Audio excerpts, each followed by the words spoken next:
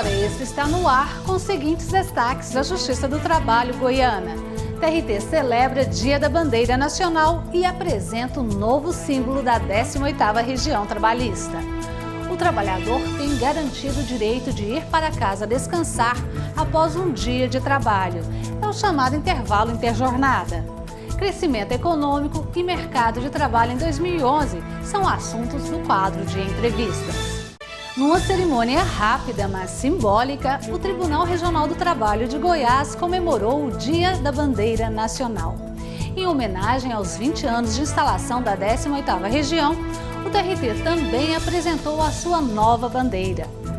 A solenidade foi realizada ao meio-dia, na entrada do edifício sede, em Goiânia. Um dia ensolarado de céu azul. Cenário perfeito para tremular a nova bandeira do TRT de Goiás. Magistrados, servidores e a comunidade se reuniram à entrada da sede do tribunal em Goiânia para hastear o pavilhão que irá representar a Justiça Trabalhista Goiana.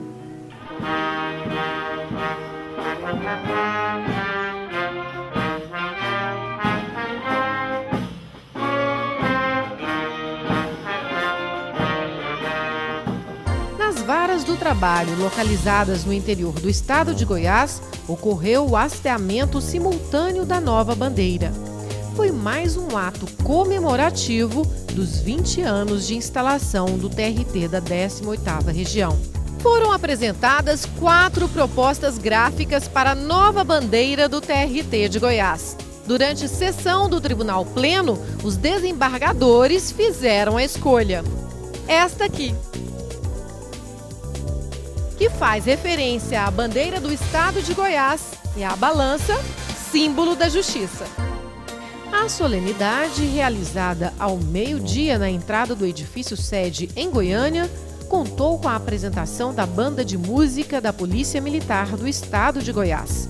Sob a regência do tenente Arruda, a banda tocou a canção da infantaria na abertura da cerimônia, o hino à bandeira durante o hasteamento e a aquarela do Brasil.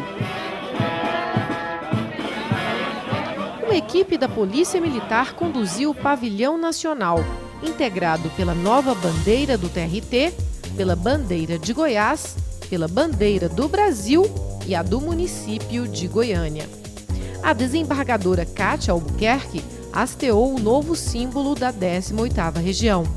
Ao mesmo tempo, içaram as bandeiras de Goiás o procurador-chefe da Procuradoria Regional do Trabalho de Goiás, Januário Ferreira, a bandeira do Brasil, o presidente do TRT, desembargador Gentil Pio, e a bandeira do município de Goiânia, que foi hasteada pelo tenente-coronel Juverson de Oliveira. O desembargador Gentil Pio disse que a nova bandeira é um marco na história do tribunal, já que ela representará daqui para frente os 20 anos de celeridade processual e de elevado padrão de qualidade que marcaram a história do TRT goiano. Alegra-nos muito esse momento histórico para o Tribunal Regional do Trabalho, em que é oficialmente lançada ou içada pela primeira vez a nova bandeira que representa a nossa instituição, substituindo aquela que cumpriu com galhardia sua missão desde a instalação do tribunal. Eu espero que ela seja um ato de continuidade das tradições de celeridade, de qualidade do Tribunal Regional do Trabalho, do seu serviço prestado ao jurisdicionado. O Fique Sabendo mostra hoje matérias sobre intervalo interjornada, que é a pausa concedida ao empregado entre o final de uma jornada diária de trabalho e o início de uma nova jornada no dia seguinte.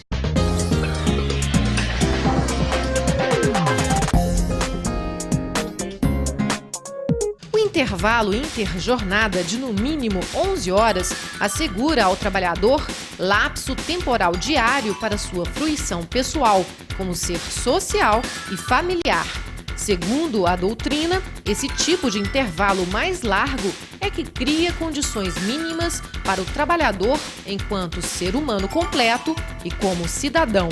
O intervalo interjornada não pode sofrer redução nem compensação, de forma que, ao final da semana laborada, o trabalhador tenha não somente as 11 horas de descanso, como também o intervalo intersemanal, de 24 horas. Assim, o lapso temporal entre 2 semanas atingirá o mínimo de 35 horas de descanso.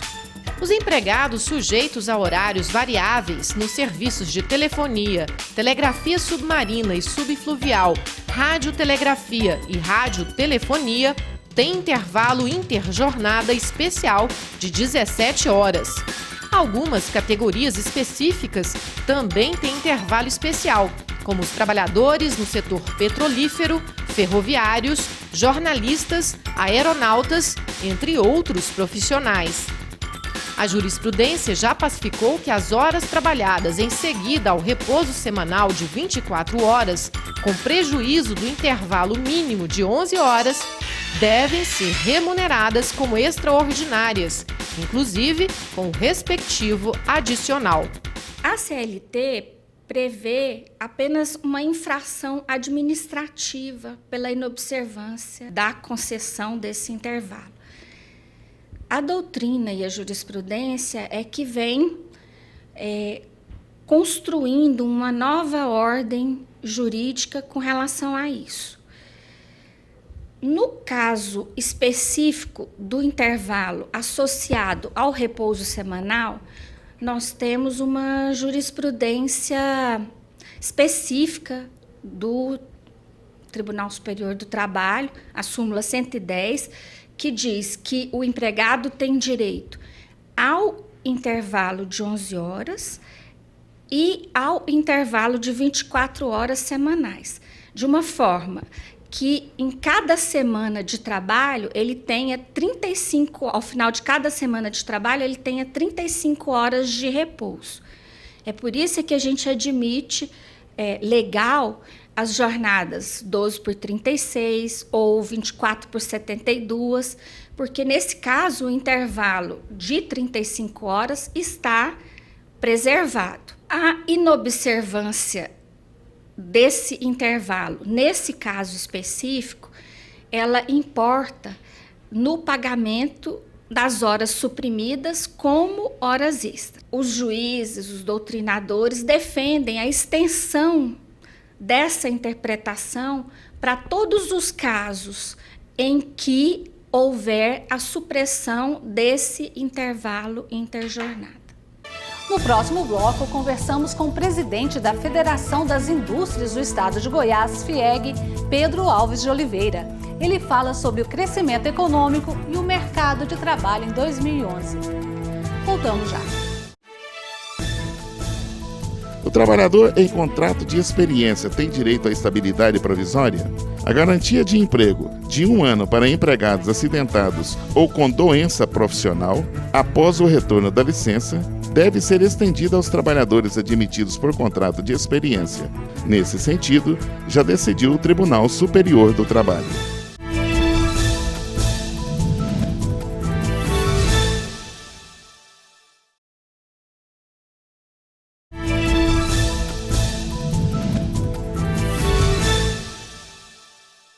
Com a retomada do crescimento econômico e o anúncio da realização de grandes eventos esportivos no Brasil nos próximos anos, 2011 começa com alta expectativa na geração de empregos formais. A economia goiana também desponta na 9ª posição entre os maiores PIBs do país. Nesse cenário de crescimento, a preocupação é com a qualificação profissional dos trabalhadores brasileiros, que devem vencer os desafios das novas tecnologias.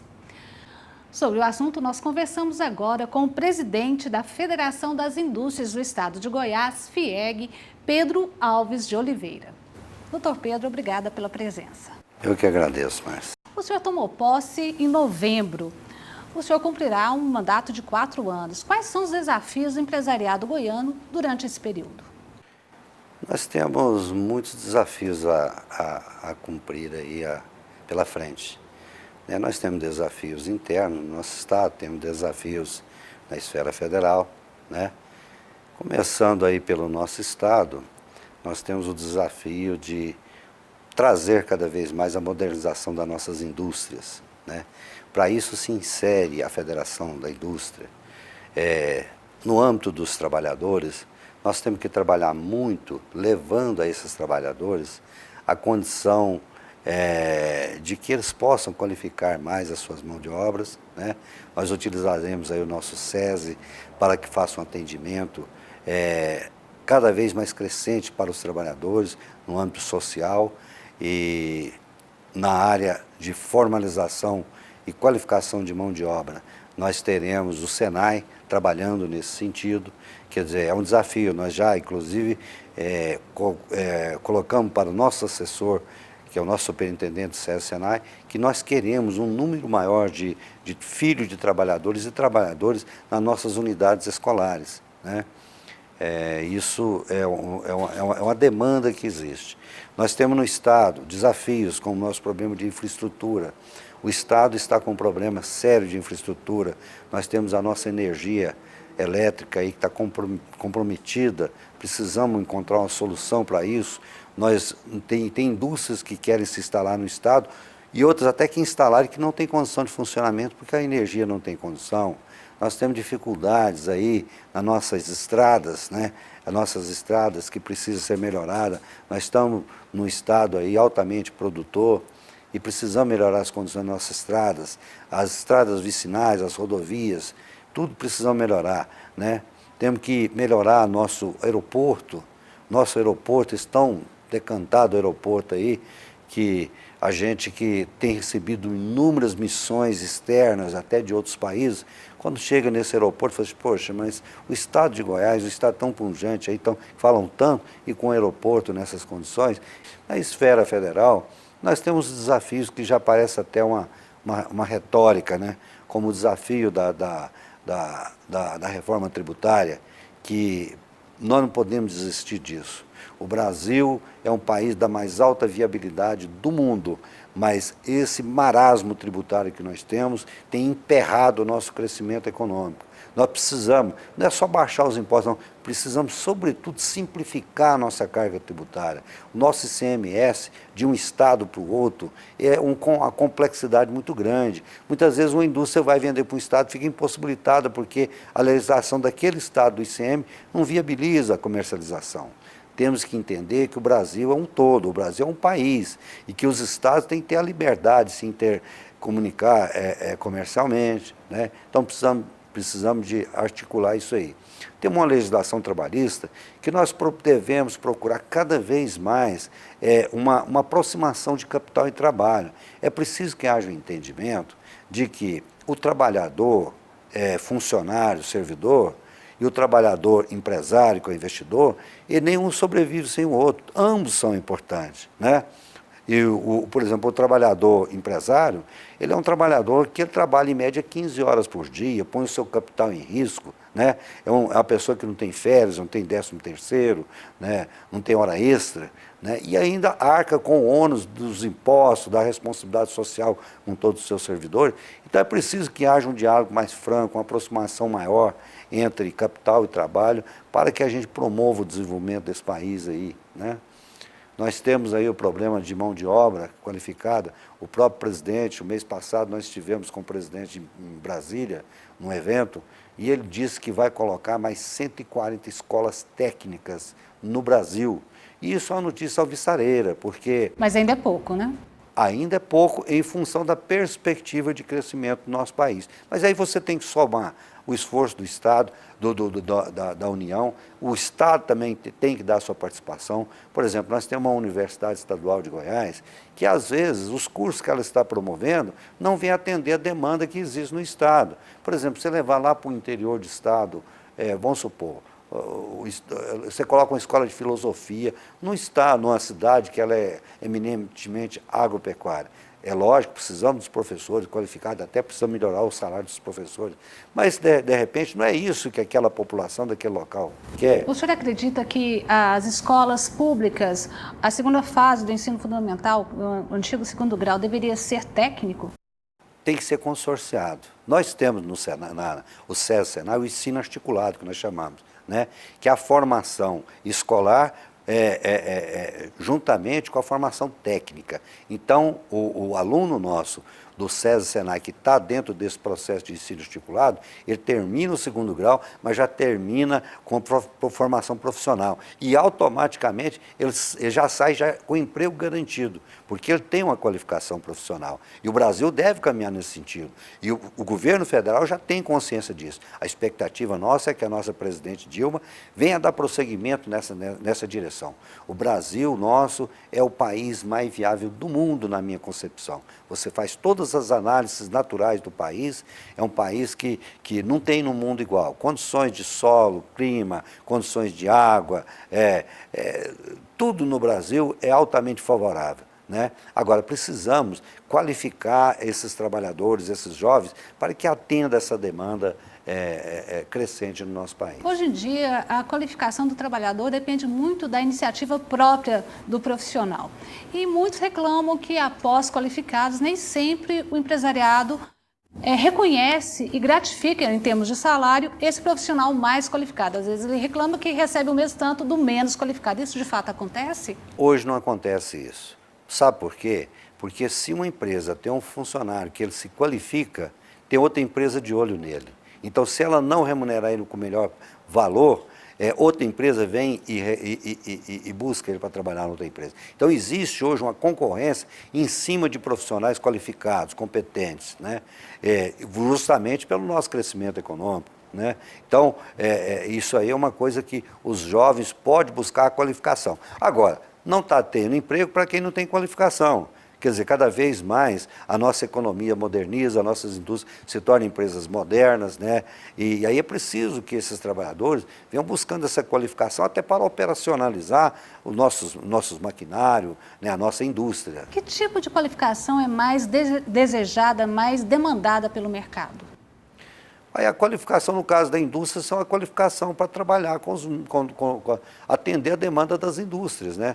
Nós temos indústria mecânica, aí seria mecânico qualificado. Nós temos a indústria farmacêutica, aí que seria os formados em química, né? Nós temos indústria automobilística, que às vezes os tecnólogos, né, têm que ser aprimorados. Então, cada um dentro desse segmento. Agora, tem espaço para todo mundo. O profissional qualificado hoje não fica desempregado no estado de Goiás. Eu acredito, talvez, até que nem no Brasil não fica. Nós temos que investir mais nesse sentido. Porque nós entendemos, na nossa visão, que o Brasil, a solução praticamente de todos os problemas do Brasil, vai passar pela educação. Então, você tem que começar lá de baixo, né? Oferecendo a escolaridade para nossas crianças, e não só a escolaridade. Nós temos que, não é só ensinar a ler e escrever, é preciso dar uma formação moral, uma formação cívica. E aí, sim, mais adiante, os nossos jovens, né, nós estamos vendo aqui em Goiás a crescente onda dos jovens empresários. Que coisa maravilhosa isso aí. São jovens que, ao invés de enveredar pelo mundo do crime, estão enveredando, sim, pelo setor produtivo, procurando interagir com as entidades, com as pessoas já de mais experiência, né? Eu costumo dizer para eles que nós não seremos o limite deles, mas se eles absorverem o que nós sabemos, nós seremos o começo deles. E eles terão condição de ser muito melhor do que nós. E a gente acredita nisso. Nós vamos para um rápido intervalo e voltamos já. Hoje falando sobre crescimento econômico e mercado de trabalho. Não sai daí.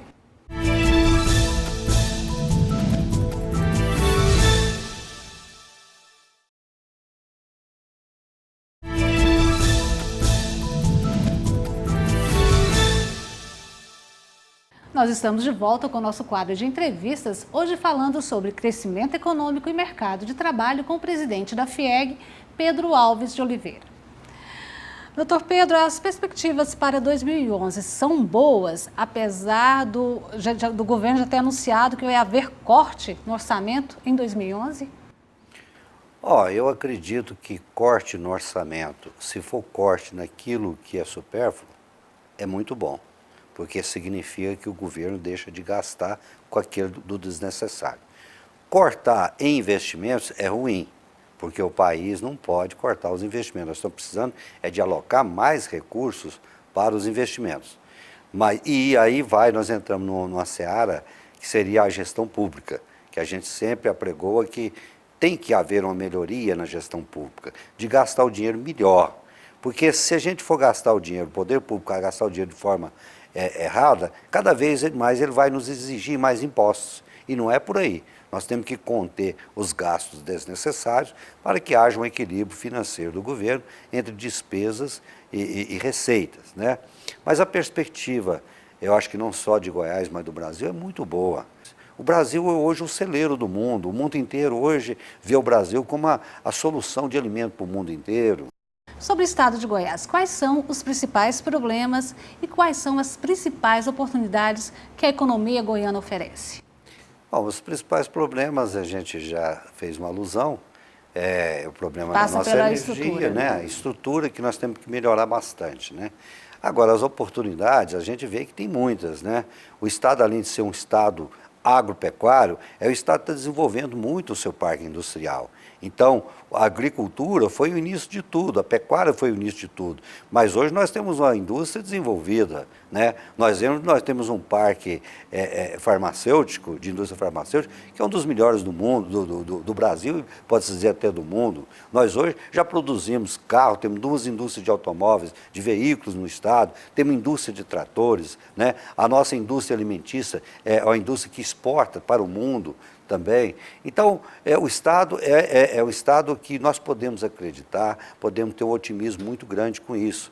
Nós temos aí a iminência da inauguração de uma ferrovia, que é a Ferrovia Norte-Sul, que isso aí vai ser um divisor de água, não só para Goiás, mas para o Centro-Oeste.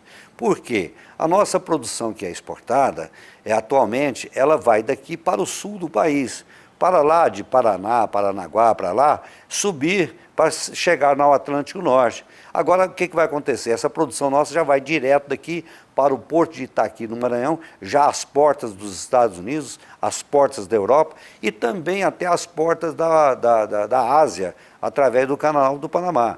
E essa diminuição de frete, de custo de frete e até a agilidade na chegada do produto ao seu destino, isso vai ensejar uma grande competitividade do nosso estado. E as empresas goianas, elas têm essa competitividade no setor produtivo para enfrentar o mercado brasileiro, para enfrentar o mercado internacional? O mercado brasileiro cada vez mais está absorvendo os produtos de nossas indústrias, né? Prova é que o consumo está aí cada vez maior, estamos até na iminência de uma pequena elevação da inflação. Agora, o mercado internacional tem algumas coisas que afligem isso aí. Por exemplo, hoje nós temos um problema da desvalorização do dólar, que é um complicador, não resta dúvida, né? Temos ainda problema que em determinados outros países aí, mais desenvolvidos e até de menor poder aquisitivo, hoje até não diria poder aquisitivo, o Brasil também, mas subsidiam as suas produções. E aí cria obstáculo para isso, né? Mas o Brasil, não tenha dúvida, eu acho que gradativamente nós vamos também otimizar, melhorar a nossa produção, diminuir os nossos custos, né? E, sem dúvida, gradativamente vamos partir para esse mercado internacional, não tenho dúvida disso. Falando sobre inflação, agora nós tivemos um pique, uma elevação da inflação. E toda vez que fala teve elevação da inflação, reputa-se a culpa às indústrias. De fato, quem é o culpado? Olha, não é a indústria. Negócio de inflação é questão de mercado. Mercado é lei de oferta e procura. Se a procura aumenta, né, é lógico que os preços tendem a ter uma alta maior, né? Agora, se aumenta a procura, é porque está tendo consumo. Se tem consumo, é porque as indústrias têm que trabalhar mais. Para nós trabalharmos mais, nós temos que contratar mais trabalhadores. Você contratando mais trabalhadores, você aumenta essa renda da população e, consequentemente, promove a melhoria da qualidade de vida das pessoas. Então, a inflação pequena, na minha visão, ela é salutar. Ela é muito melhor do que a deflação. Coisa terrível seria se nós tivéssemos uma deflação. Mas uma inflação pequena é um temperinho na comida que vai se levando, e eu acho que é muito, muito salutar isso aí, né? A iniciativa privada tem liberdade hoje de explorar qualquer ramo de atividade econômica. Essa liberdade também passa pela responsabilidade socioambiental? A consciência do empresariado brasileiro é cada vez mais marcante, né? A indústria tem procurado, de todas as formas, ter essa preservação ambiental, ampliar esse zelo, né? Porque há esse entendimento, sim, que a qualidade de vida nossa passa por essa preservação, né? Agora, o que nós temos que ter uma observação e ter muito cuidado é que os outros países aí de fora, que já acabaram, devastaram tudo, acabaram com tudo. Você vai nesses países, você não vê nenhum sinal de preservação ambiental. Agora quer impor ao Brasil que nós sejamos aí uma coisa inerte, né? Nós temos que entender que o meio ambiente, ele foi criado, lógico, por Deus, né?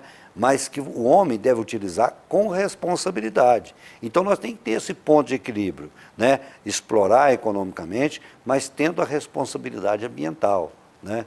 Eu acho que a responsabilidade é uma coisa que a Federação da Indústria defende a todo momento, e nós temos a consciência que os empresariados goianos estão tendo essa responsabilidade. E com relação à dignidade do trabalho, hoje nós temos empresas que respeitam os direitos trabalhistas, que desenvolvem projetos para proporcionar um ambiente agradável para os trabalhadores. E tem o outro lado também. Ainda há empresas, há empresários que não respeitam esses direitos trabalhistas. Como buscar um equilíbrio com relação a essa questão? É simples. A empresa que não respeita o trabalhador, que não valoriza o trabalhador, vai ficar fora do mercado. É simples isso. A consciência, hoje tem que se ter consciência, por exemplo, um dono de uma empresa, ele não é mais o chefe. Ele tem que se tornar um líder dos seus funcionários. Ele tem que ser uma pessoa que seja esse líder, que o trabalhador tenha orgulho de trabalhar naquela empresa dele. A gente vê muito isso, vários trabalhadores de muitas empresas manifestando alegria. A gente vê isso nas nossas instituições lá do SESI e Senai, a alegria daqueles trabalhadores de trabalhar na instituição, porque são respeitados, são valorizados como ser humano e são tidos como parceiro nesse processo. Então, a empresa que não se preservar isso, ela está fora, mas isso já não está tendo mais não. As empresas têm essa consciência. Agora, uma coisa a gente precisa conscientizar, é que não se pode mais pensar em jogar muito mais carga em cima do empresário, porque de repente o empresário não suporta mais, né? Tantas exigências, até que são leis demagógicas criadas por alguns parlamentares, imputa ao dono da empresa para que seja cumprida, né? Então, o empresário tem que, além da carga tributária, do risco do capital, então tem uma carga de obrigações do trabalhador muito grande. Por exemplo, fala-se em redução de carga horária. O Brasil não pode pensar nisso. Nosso Brasil é um país que está em franco crescimento, está no desenvolvimento grande. Essa é a oportunidade do Brasil, né? Então nós temos sim que continuar dentro do trabalho. Agora, é lógico, observando essa parte do trabalhador, oferecendo as melhores condições de trabalho, condição de saúde, condição habitacional, condição de remuneração salarial, né? Isso é que nós devemos caminhar e ocorrer esse entendimento de que um precisa do outro, né? O trabalhador precisa do empresário, o empresário precisa do trabalhador.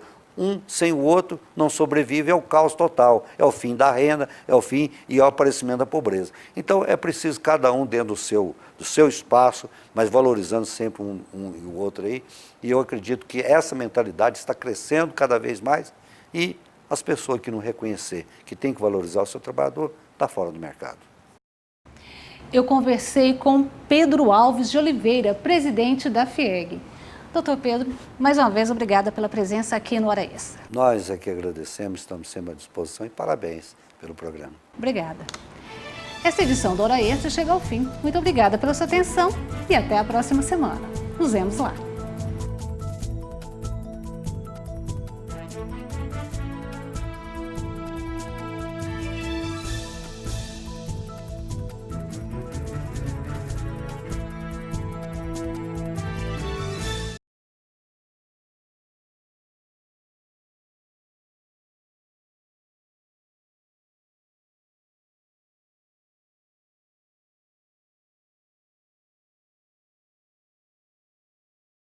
No Hora Extra desta semana, você confere as seguintes notícias.